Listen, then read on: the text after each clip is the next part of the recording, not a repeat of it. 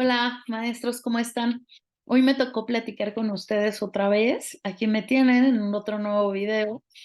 Y este video tiene que ver con solo poder hacer una charla. Hoy no les voy a poner diapositivas, hoy no les voy a enseñar mucho a nivel teórico. Solo quiero compartir con ustedes de profesor a profesor.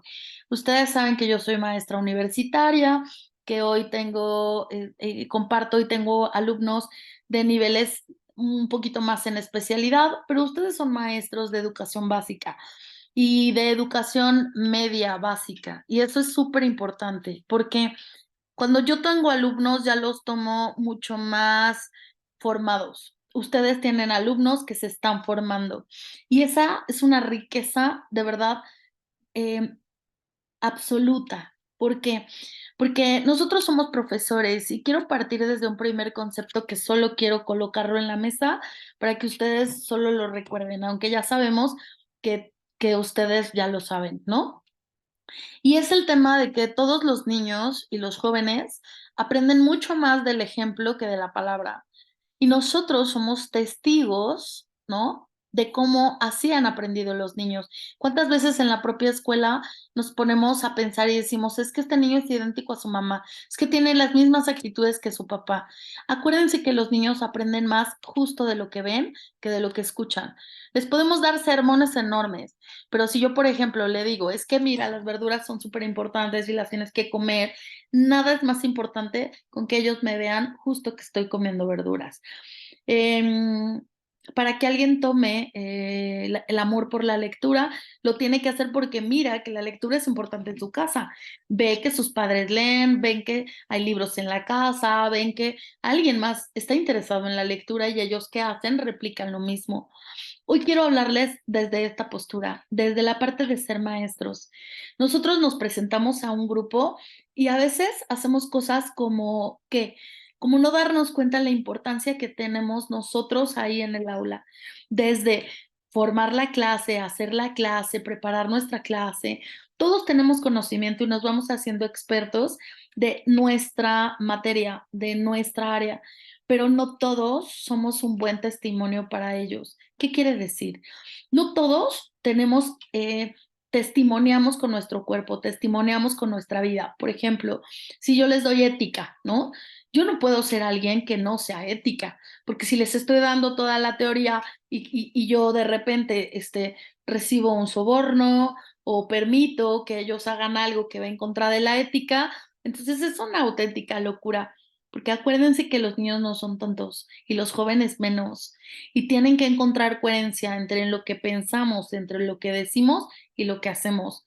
Y son los primeros testigos de lo que se piensa, se dice y se hace. Y cuando ellos ven que no hay coherencia, son los primeros que juzgan.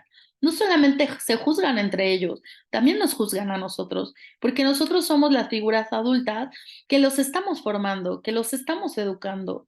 Entonces, ¿cuál es la enorme diferencia? En algún otro video se los había compartido. Hay una enorme diferencia entre solo educar y formar. Cuando nosotros solo educamos, compartimos conocimiento. Y voy a ponerles un ejemplo muy claro. La mayor parte de la educación se ha formado o se ha desarrollado en una escala muy clara que es el desarrollo cognitivo, pero muy poquito se ha desarrollado en el tema emocional.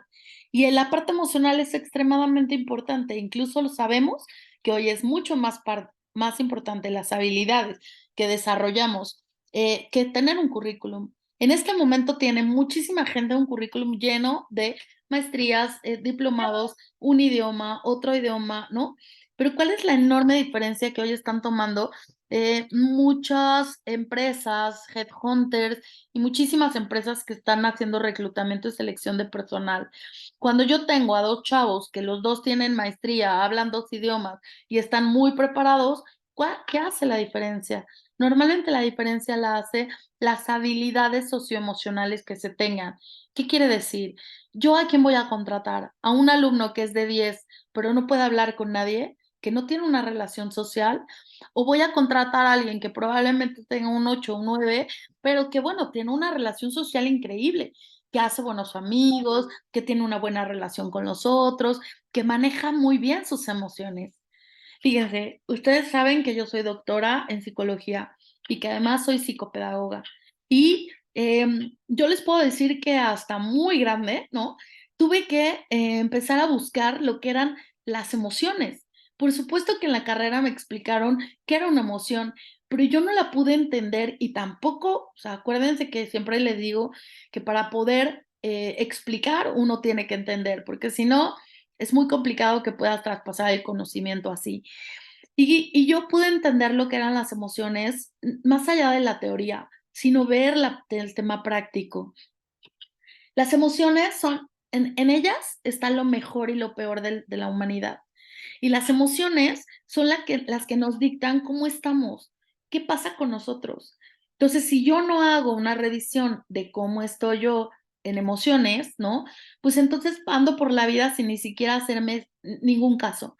Los chicos que ustedes tienen en la escuela y ustedes mismos están llenos de emociones, pero muchas veces esos chicos ni siquiera saben cómo canalizar esas emociones. Bueno, me voy lejos. Ni siquiera saben cómo detectarlas, qué son, nombrarlas.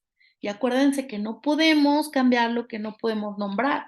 Si yo puedo nombrar las emociones, porque tenemos todas las emociones, ¿no? No tienen, a mí no me gusta colocarles una connotación como de positivas o negativas, porque todas las emociones son emociones y simplemente nos dicen cosas, cosas sobre quién, sobre lo que yo estoy sintiendo, sobre lo que yo estoy generando del estímulo de allá afuera. Entonces, si hay un estímulo porque acabo de conocer a alguien y me hace muy feliz, voy a sentir una emoción que es felicidad o voy a estar sorprendida. Emociones agradables, ¿no? Son la emoción del amor, el conocer la alegría, la solidaridad, la compasión, la parte de sorpresa, la ilusión. Estas son emociones positivas, la amistad, em, pero también tenemos algunas emociones que no son tan agradables, pero que también nos están diciendo algo y hay que hacerles caso. ¿Como cuáles? La ira, el enojo, la cólera, la angustia, el estrés, el miedo, todas estas emociones, la ansiedad, nos están diciendo cosas y hay que hacerles caso a ellas. Nosotros muchas veces llegamos a dar clase y ni siquiera somos conscientes de nuestras propias emociones. Maestros, si ustedes en algún momento ya no los hace feliz dar clase y se aburren haciendo su clase, yo creo que es momento de ya no hacer lo que hacen. Porque acuérdense, cuando yo amo lo que hago, se nota. Cuando yo quiero lo que estoy haciendo y amo mi profesión, esta manera hace que se motive al otro. Pero cuando yo llego a dar mi clase con una emoción terriblemente desagradable y estoy fastidiado y estoy enojado y estoy iracundo, ¿cómo testimonio sobre esto? Imagínense que dan matemáticas y ustedes ya de verdad dominan las matemáticas, ya les aburre dar clase, solo están yendo por la única motivación puede ser económica, ¿no? Y los chicos tienen, algunos, un amor por las matemáticas, pero otros una aversión terrible por las matemáticas. Si ustedes van y se colocan ahí desde la pesadez, desde la incertidumbre, desde el enojo, desde la parte ya de desesperanza, ¿cómo creen que van a vender las matemáticas? ¿Cómo creen que van a compartir las matemáticas? ¿No? Es completamente obvio que si yo no amo mi profesión y que si yo no la comparto, pero la testimonio, pero toda yo estoy hablando de lo mismo, es muy complicado que podamos hacer que los otros se enamoren de esto mismo. Hoy estoy platicando de maestra a maestros y esta plática es simplemente para poder parar un poquito y reflexionar sobre qué estamos haciendo. ¿Qué estamos haciendo? Porque nosotros somos un punto muy importante para los jóvenes. Y quiero tocar un tema que me parece realmente muy importante. Yo les hablaba de las emociones y de poder entender, no los van a educar en las emociones, pero ¿qué sucede si ustedes sí tienen una gran habilidad para controlar su enojo, para controlar su ira, para controlar su frustración?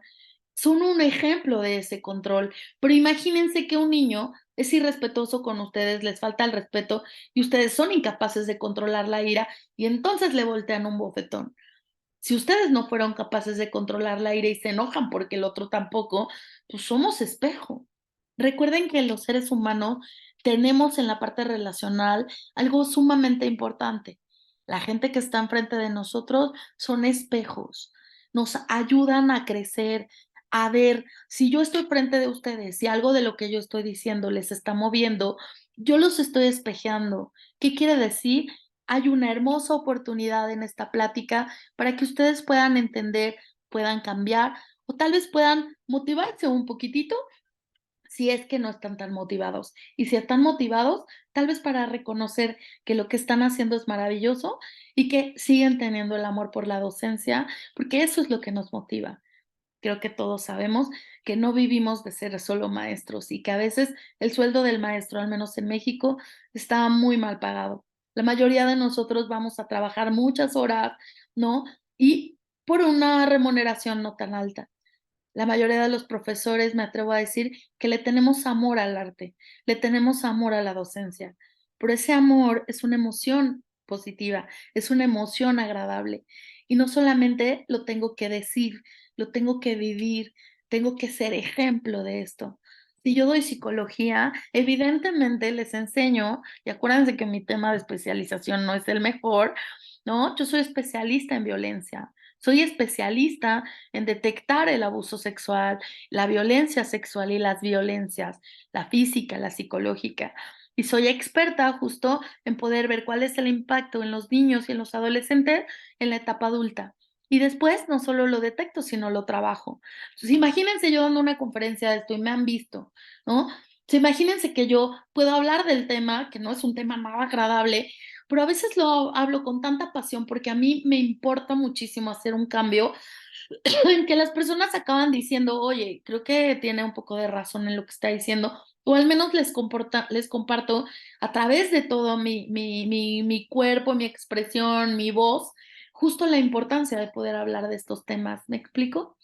Entonces, hoy solo les estoy hablando de maestra a maestros. Entonces, hagamos un poquito un alto y pensemos que nosotros somos una parte súper importante de los jóvenes, que esos niños y esos jóvenes escuchan lo que nosotros les decimos, miran lo que nosotros les decimos. Y quiero por favor que tengamos hoy una segunda reflexión. Solo voy a hacer tres. Ya les dije una que tienen que ver con las emociones. La segunda reflexión tiene que ver con comprender que todos los seres humanos estamos destinados a la grandeza. Todos estamos destinados a la grandeza. Pero ¿cuál es la enorme diferencia? Que algunos desplegamos la grandeza y otros no. Y saben una cosa, tiene dos puntos que ver. Uno, el que nosotros creamos en nosotros mismos. Si yo creo en mí, voy a poder desplegar todo. Pero si yo no creo en mí y tiene que ver con emociones, ¿no? No voy a poder desplegarlo todo. Y para eso basta un profesor que crea en un alumno. Si yo creo que mi alumno no es capaz porque tiene muy malas calificaciones, en realidad lo veo medio tontito, creo que no tiene habilidades, ni siquiera yo creo en él, ¿no? ¿Ustedes creen que yo le voy a poder pasar o traspasar el sí vas a poder?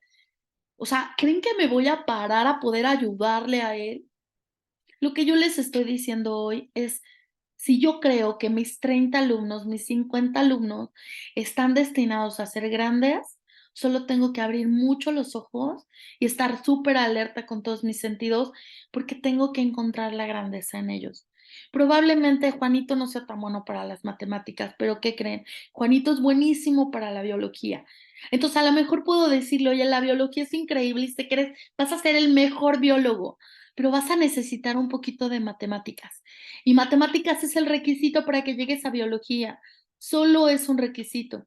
¿Qué te parece que le encontramos el amor a las matemáticas para que veas cómo las vas a utilizar en biología? Yo no soy nada buena para las matemáticas, pero ¿saben una cosa? Adoro la estadística. Me encanta la investigación. Y yo empecé a querer las matemáticas hasta la universidad cuando tuve la materia de estadística y probabilidad y estadística. Hasta ese momento empecé a amar las matemáticas, pero las adoré todavía más cuando empecé a hacer investigación y entonces me di cuenta que un número me puede decir muchísimas cosas y que si comparo un número con otro número, puedo crear cosas increíbles y puedo a través de la ciencia poder decirles que lo que yo les estoy hoy explicando tiene que ver con un tema científico. Si yo les digo que las personas aprendemos más a través del ejemplo que de la palabra, es porque científicamente está comprobado y hay números en ellas. Yo durante toda la primaria, toda la prepa y toda la universidad, si no veo estadística, no hubiera querido las matemáticas, ¿me explico? Pero ¿en qué momento yo puedo entender que las matemáticas son hermosas? Cuando les encuentro el sentido. Y la mayoría de las cosas no tienen sentido si quien las está dando no le encuentra un sentido. Para mí la psicología tiene muchísimo sentido, pero no puedo compartirles lo hermoso que es la psicología y las hermosas herramientas que nos brinda la psicopedagogía si yo no las conozco y no las amo y no las quiero. No se los podría traspasar a ustedes, ¿me explico? Entonces, entendamos desde el punto número uno que todos estamos destinados a la grandeza y que somos nosotros los profesores los que muchas veces podemos entender y traspasarle al otro esto. Yo estudié psicología porque una de mis maestras en preparatoria, yo ya sabía que quería servir y yo ya sabía que quería ser médico y sabía que quería apoyar a la gente y me encantaba poder explorar en qué pasaba con la mente de la gente, por qué la gente era así. Pero yo estaba entre si iba a estudiar psiquiatría o psicología, por lo cual que me fui a área 2 y llevé en el sexto, llevé psicología. La maestra que era psicóloga, no, bueno, dio su clase de una manera tan hermosa que me atrapó la psicología y ella lo sabe. Gracias a ella yo estudié psicología y me decidí por psicología, porque ya estaba inscrita de hecho para ser propedéutico de medicina. ¿Y saben qué? Fue hermoso verla en algún momento de la vida. Em, yo asesoraba a alguien en la náhuatl y me dijo, a quien yo asesoraba en ese momento, me dijo: "Oye, me van a venir a hacer una presentación de una propuesta para meterla a la universidad". Y yo asesoraba de manera, externa a esta persona que era la directora del área de psicopedagogía. Entonces me dijo: "¿Puedes venir para que escuches la propuesta y me puedas dar tu opinión?". Y yo: "Claro". Total, ahí voy. Cuando voy abriendo la puerta, ella me dice: "Esos ojos, esos chinos, yo me acuerdo". Y en cuanto la vi, por supuesto, para mí me hizo sentido. ¿Por qué me hizo sentido? Porque esa maestra cambió mi manera de poder elegir la psicología y no la psiquiatría. Todos estamos destinados a ser grandes y seguramente yo hubiera sido grande en la psicología o en la psiquiatría. Pero ¿saben una cosa? Darme cuenta como ella estaba enamorada de la investigación y de la psicología, me hizo que yo pudiera estudiar psicología. Y cuando ella me dijo esos ojos y esos chinos, yo inmediatamente dije: "Mi maestra de psicología de la prepa". Y entonces fue un hermoso gusto darme cuenta que o yo estaba ahí sentada para poder evaluar si esa propuesta era buena o no, ¿no? Ojo, independientemente de quién era ella, si la propuesta era buena o no buena, ¿no? Porque ella podría tener mucho amor a la psicología, pero probablemente, tal vez, o sea, no tiene nada que ver con el tema de los saberes, ¿no? Y además de la práctica de los saberes. Entonces me di cuenta que era ella. Escuché toda la plática y de verdad me parecía que había áreas de oportunidad que podíamos trabajar, pero que la propuesta era muy buena, ¿no? O sea, entonces les estoy contando esto porque es una experiencia personal. Justo piensen, ¿quién les cambió la vida de una manera positiva o negativa? ¿No? Así como existía una maestra que me hizo enamorarme de la psicología, también existe una maestra que me hizo aborrecer la química con todo mi ser. El único extraordinario de toda mi vida lo hice en química, y lo hice porque ella me mandó literal extraordinario, ¿no? A un puntito del 6. Y dije: "Me mandó", porque en realidad, em, creo que yo hubiera podido tener un poquito mayor de rendimiento en química, pero cuando ella me mandó, a extra, obviamente por mis conocimientos o por mis no conocimientos de la química, me hizo un gran favor. En el momento me enojé mucho y soy muy peleonera, y entonces me eché un buen round con ella verbal, pero al final se lo agradecí, ¿saben por qué? Porque yo iba a entrar a la universidad y ya tenía todo para entrar, no me podía dar el lujo de tener un extra. Y entonces ella hizo que yo fuera a hacer un examen, no en un tiempo normal, sino en un tiempo en la UNAM, ¿no? Me fui a CU, fui a pedir un examen, todo el mundo me decía, si no lo pasaste en la parte ordinaria, no, bueno, hacerlo en CU es terrible, no vayas. Pero ¿saben una cosa? Ahí fue donde me di cuenta que no era la materia, era la maestra. Estudié como una loca química con otro profesor y ese profesor me apoyó para poder entender la química. Él era un profesor de CCH, daba química y adoraba la química. Y me hizo entender con cosas del día a día cómo la química estaba en todos lados, desde las cremas que me ponía, desde las cosas que me untaba, desde las cosas que me colocaba, todo tenía química. Y me hizo poder entender la química de una manera muy diferente. Fui a CU, pasé mi examen con 9 y entendí que la química no estaba tan mala, ¿no? Es como nosotros vamos viendo la química. Y ahí voy a mi tercer punto. Maestros, es extremadamente importante entender que la motivación que alguien tiene, ¿no? ¿Cuál era mi motivación? A mí me motivaba la química, nada me motivaba la química. En realidad a mí lo que me motivaba era poder entrar a la universidad que yo quería, que ya tenía, ya había hecho examen, ya estaba lista para entrar a la universidad, pero lo que más me motivaba era mi carrera, era poder tener 4 años de esos saberes que a mí me encantaban. Entonces yo ya quería ir a la universidad sin una colita de deber nada, ¿no? Y entonces pude haberme quedado, tal vez alcanzaría a entregar los papeles, pero esta es una parte mía que digo, no, no quería entrar a la universidad con un extra, ¿me explico? La cosa es que pasé el extra y ahí me fui a la universidad. Y entonces quiero por favor hoy hablar del tercer tema. El primero fue la emoción, el segundo la grandeza de los seres humanos, que todos estamos destinados a ella, pero tenemos que encontrarla. Y los profesores les ayudamos a que ustedes puedan ver muchísima de la grandeza que se tiene. ¿Me explico? Que al fin de cabo eso hacemos los papás. Cuando tenemos hijos y yo veo que mi hijo es buenísimo para la cámara y la fotografía, pues por ahí es, ¿no? Pero si yo no me doy el tiempo ni siquiera de ver mis hijos para qué son buenos, seguramente llegarán a preparatoria, a tema de elegir área y no van a tener ni idea de qué. ¿Por qué? Pues porque yo no los he formado, no los he acompañado justamente en esto. ¿Me explico? Bueno, tercer tema, la motivación. Existe la motivación, es una cosa espectacular que quiero que entiendan con algo muy simple. La motivación es lo que nos lleva a la acción.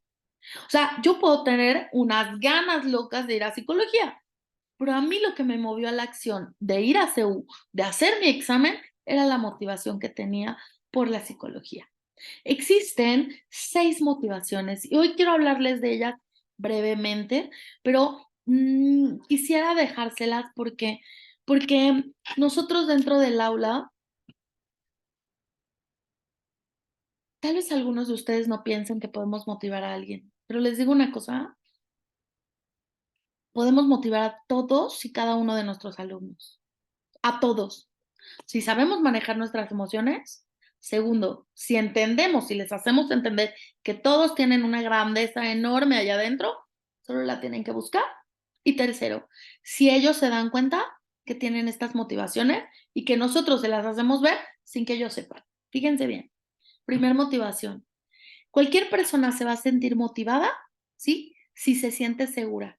Si en el lugar en el que está siente que hay la seguridad de poder expresarse, la seguridad de saber que puede tomar la materia sin ninguna represalia, la seguridad de que el trabajo que se le va a entregar lo van a leer, la seguridad de saber que aquí, con usted, me siento seguro.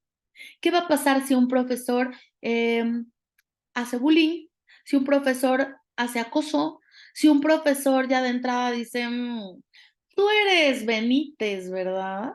Ay, ojalá que seas tan bueno como tu hermano. Ya de entrada trae un prejuicio.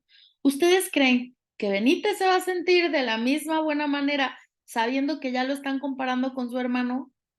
Acuérdense, aunque todos los dedos sean de la misma mano, no todos son iguales. Y no todos los alumnos, Benítez, son de la misma familia y pertenecen sí a la familia, pero no todos son iguales.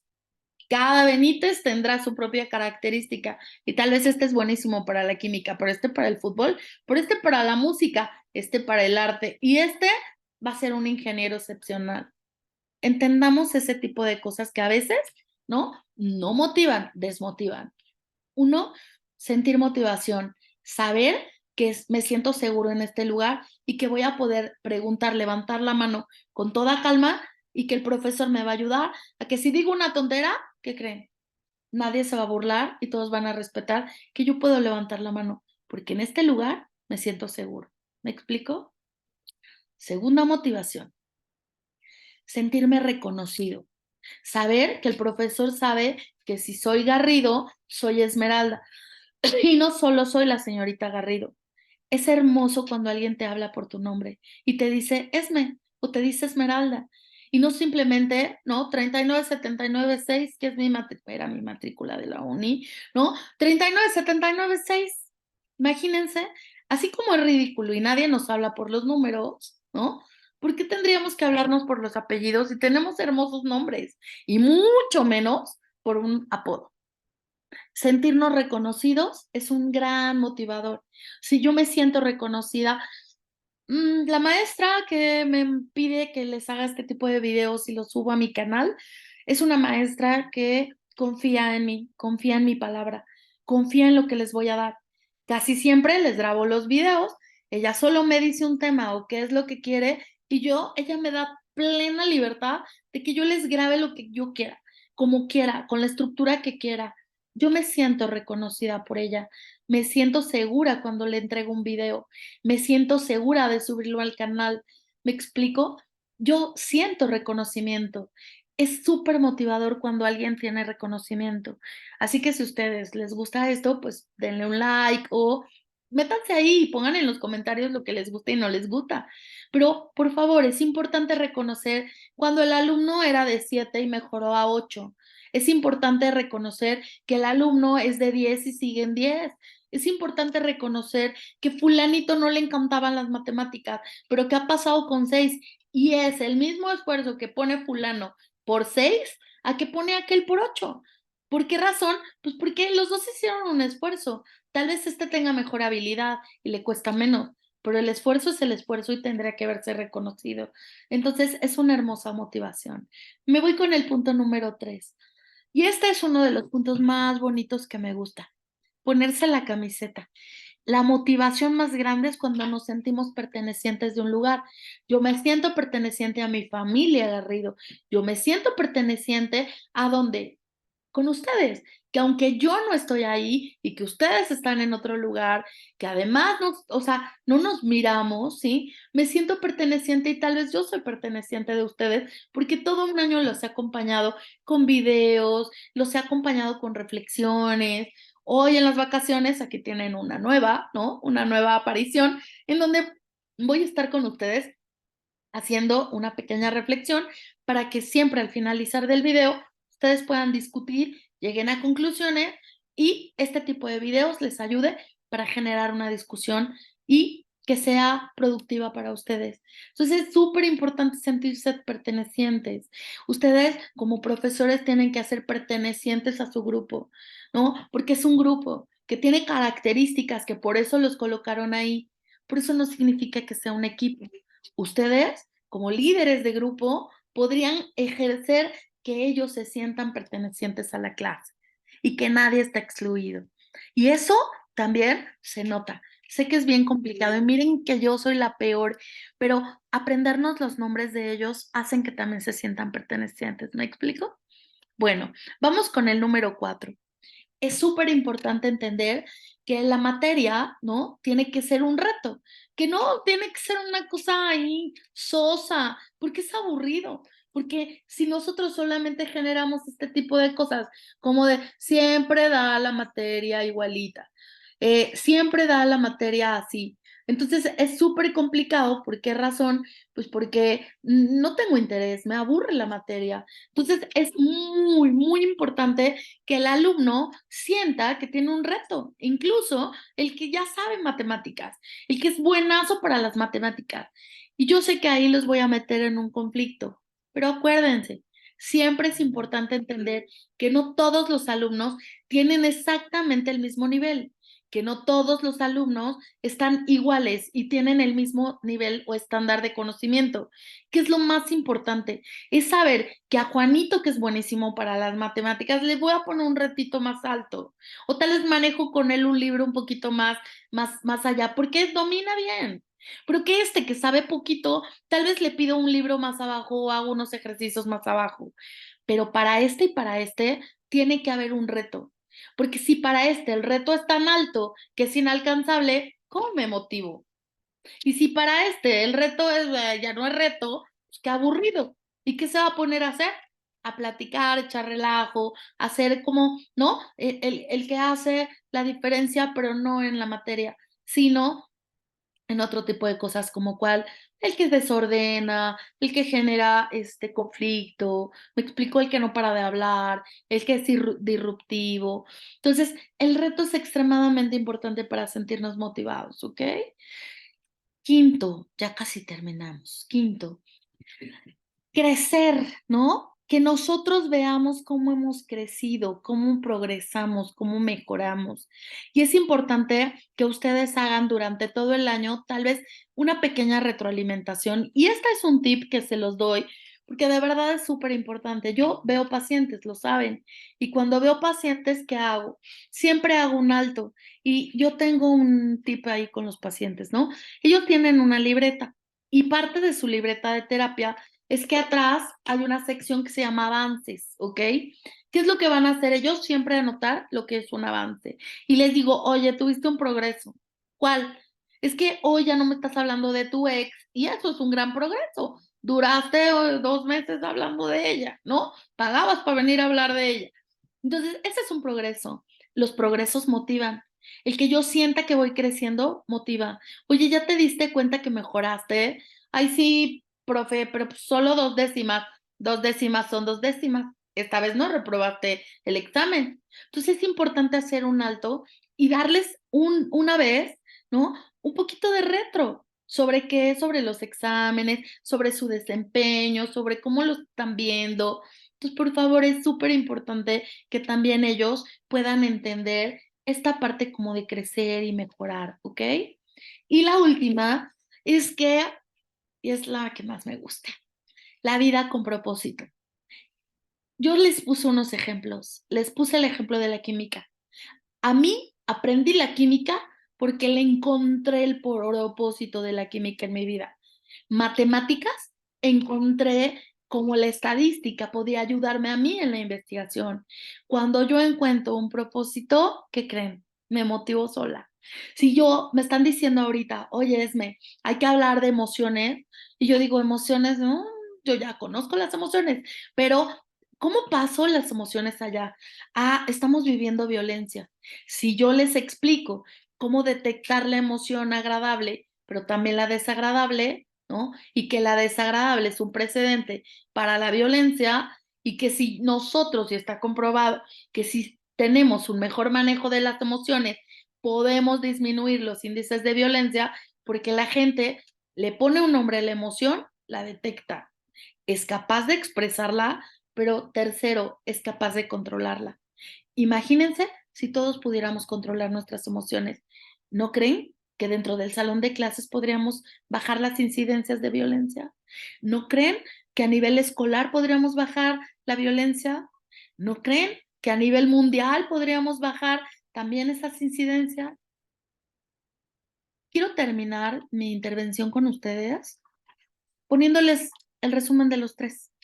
La parte emocional, que es importante por lo que les acabo de mencionar. El entender que todos tenemos una hermosa grandeza, pero si no sabemos manejar las emociones adecuadamente, ¿cómo desplegamos esta grandeza? Si las emociones pueden ser nuestras mejores amigas, pero también nuestras peores enemigas. Alguien con ansiedad, con angustia, con depresión, ¿ustedes creen que va a poder desplegar la grandeza? Y no es que no la tenga, es que sí la tiene. Pero ¿cómo la va a poder desplegar si no puede ni siquiera controlar las emociones más negativas que tiene dentro, o las emociones más adversas, o las emociones que hacen que se detenga, como el miedo? El miedo me enseña que es peligroso, pero si el miedo me paraliza y no me hace hacer las cosas con mayor precaución, pero también con miedo, ¿cómo voy a avanzar? Y la tercera, acuérdense, ¿no? La motivación es la mejor manera de avanzar. Es lo que me mueve a avanzar. Si yo no tengo motivación, ¿cómo voy a avanzar? Si ustedes se quejan porque un alumno, un chico, ¿no? No tiene mayor motivación, pregúntense si ustedes la tienen, porque probablemente ni la tienen ustedes y tampoco se la saben dar. Entonces, es importante entender las 6 tipos de motivaciones que podemos dar dentro del salón de clases, pero no solamente démoslas, seamos motivadores, ¿no? Natos, para que ustedes, si son alguien que es respetuoso, abraza que estén en un entorno seguro, abraza la diferencia, abraza el reto, van colocando la pertenencia, ayudan a la expresión y sobre todo le dan un propósito a su propia vida. ¿Qué creen que va a pasar con ellos? Van a aprender de ustedes, pero no solo van a aprender de ustedes, se van a desarrollar y al final, ¿qué es lo que queremos? ¿Solo educarlos o también formarlos? Recordemos, por favor, como un último punto, y me gustaría mucho dejárselos así y que reflexionen sobre él. El maestro Galeano decía algo bien importante. Somos personas pequeñas haciendo cosas pequeñas en lugares pequeños, pero de nosotros haciendo cosas pequeñas, en nuestras manos está el cambio del mundo. ¿Por qué? Porque estoy haciendo el pequeño cambio que quiero ver. Personas pequeñas, haciendo cosas pequeñas en lugares pequeños y vamos a poder cambiar el mundo. Yo espero que este pequeño video pueda aportar un poquito en sus pequeñas clases, en sus pequeñas aportaciones, pero que al final, si nos unimos todos, ¿cuántos maestros estoy tocando hoy solo por este video? Lo voy a dejar colgado en mi canal. ¿Cuántas personas más van a poder ver el video? Es un pequeño video, pero espero que ustedes se motiven para poder hacer pequeñas cosas en cada uno en su materia, cada uno en su trinchera. Así que muchísimas gracias y espero que este video les haya servido, les sirva, al menos para armar una muy bonita discusión y se queden con algo al final. Muchísimas gracias y que tengan muy bonito día. Bye.